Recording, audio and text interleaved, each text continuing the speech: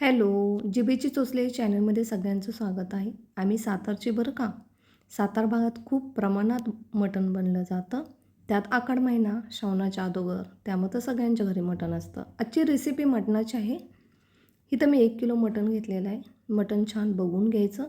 चाप, नळी आणि थोडं मांदं. मांदं असलं की रस्सा छान तयार होतो. एक बारीक चिरलेला कांदा मी तेलात छान असा भाजून घेतलेला आहे. ब्राऊन कलरवरती 1 चमच मीठ, 1 चमच हळद. त्यात हे मांदं भाजून घ्यायचं म्हणजे छान फुलून येतं.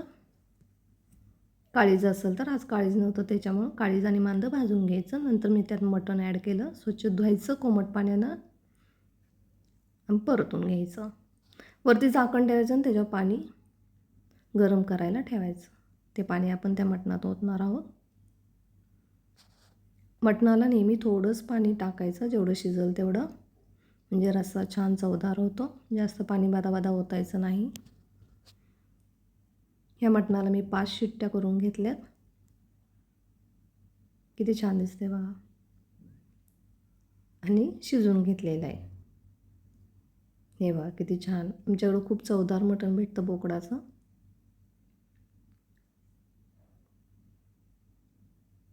सूपही छान आहे. मीठ, हळद त्याच्यात तुम्ही मसाला टाकूनही छान सूप तयार होतं. हे बघा किती छान मांदं दिसतंय आणि तेलही सुटले.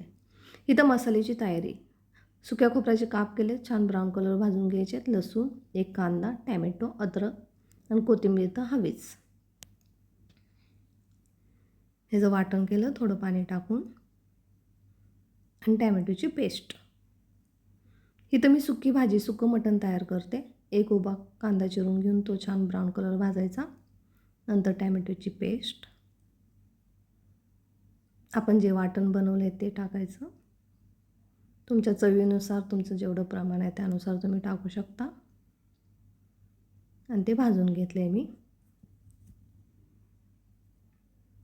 मटण मसाला एव्हरेस्टचा आणि बिर्याणी मसाला मला नेहमी आवडतो. हा छान टेस्ट येते.